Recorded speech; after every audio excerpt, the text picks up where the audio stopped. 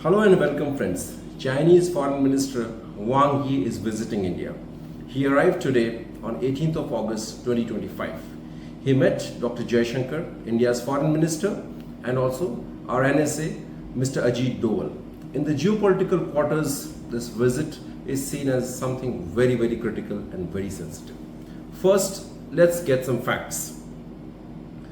Dr. Wang Yi has said that both the countries, that is India and China, should see each other as partners, not as adversaries or threats.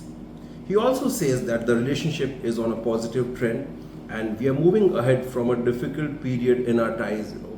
After the Galwan clashes, India-China ties became really strained and there was almost a complete breakup of ties.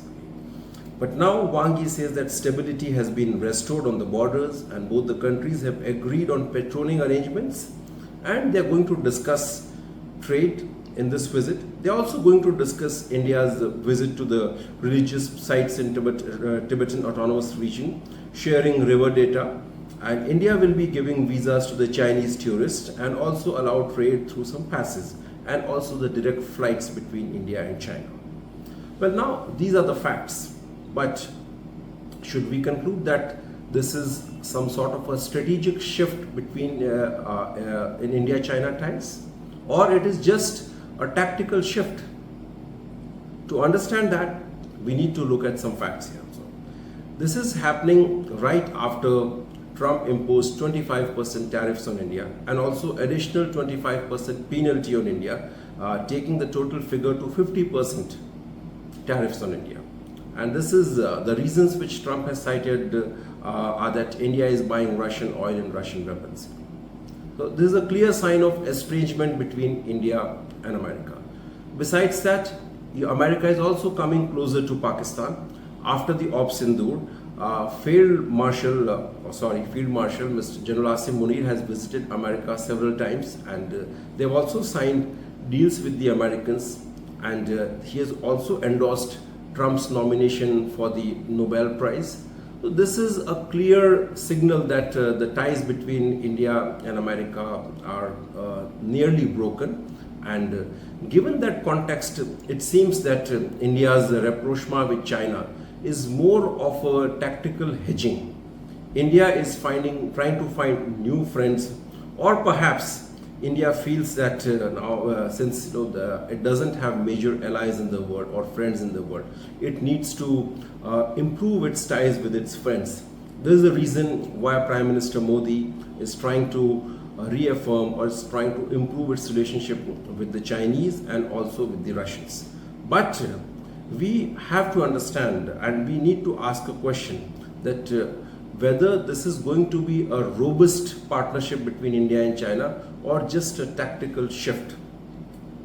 In the present circumstances, it looks more like a very flimsy tactical shift because right after this India visit, Wang Yi is going to visit Pakistan for the 6th Pakistan-China Strategic Foreign Ministers Dialogue, and they are going to discuss how to deepen Pakistan-China's all-weather cooperative and strategic friendship.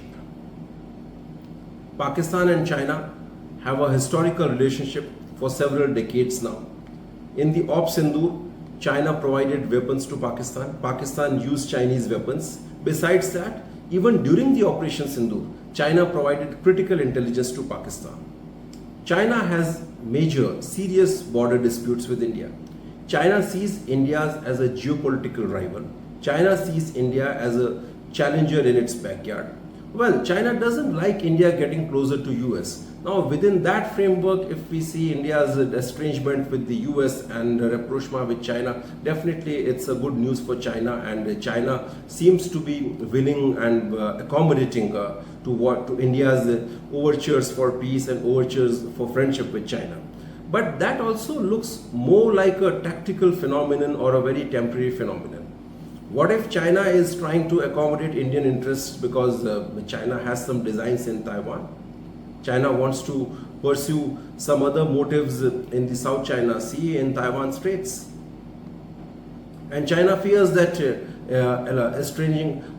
China fears that bad equation with India will make India move closer to the US and close India-US ties may create some difficult scenario for China in the Indian Ocean region or in the South China Sea. Hence, we should not expect China to completely change its stance vis-a-vis India-Pakistan situation in this context, or if Indian leadership is imagining that in the event of any major clash between India and Pakistan, China is going to make some major shift in its strategic and in its military posturing, then I guess we are living in some delusions. As of now, one cannot read too much into the Chinese motives and Chinese interests, but definitely as a geopolitical development, we can welcome this and we can find it as a positive signal, as some sort of a thaw between India and China.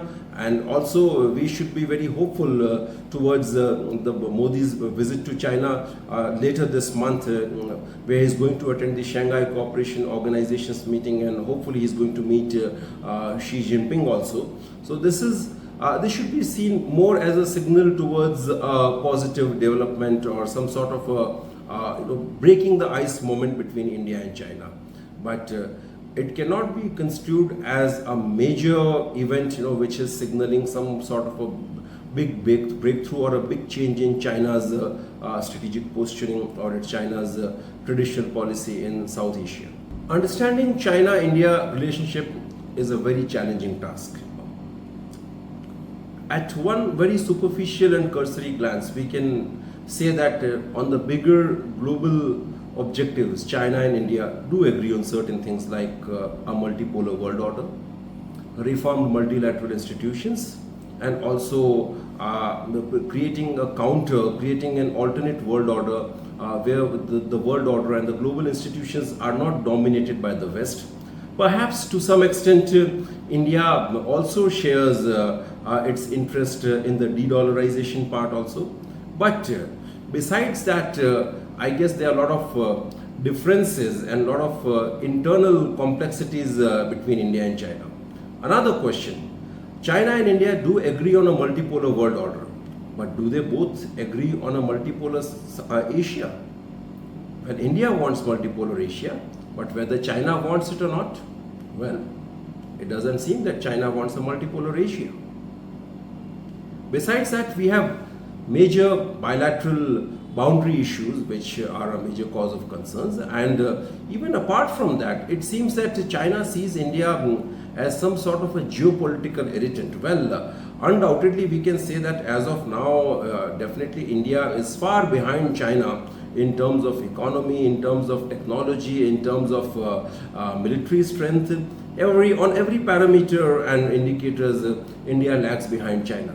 But then India is also coming up as a major power. India has a resilient system. India has a resilient democracy.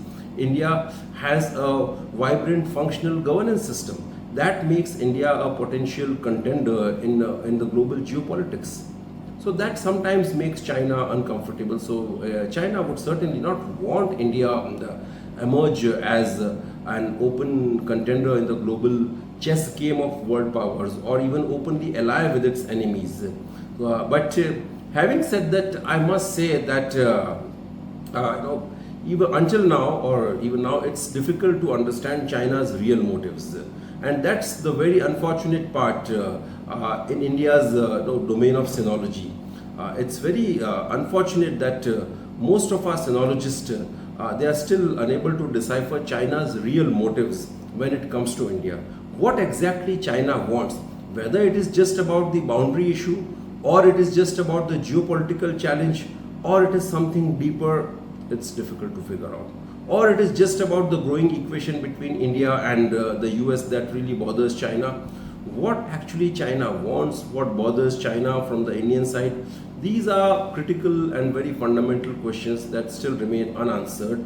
But once again, I must say that keeping these questions, these long-lasting fundamental questions aside, this current visit of Wang Yi to India and this thaw between India and China should be seen as a welcome development, as a positive signal, as a good omen towards a better future, and definitely towards a new world order. Thank you.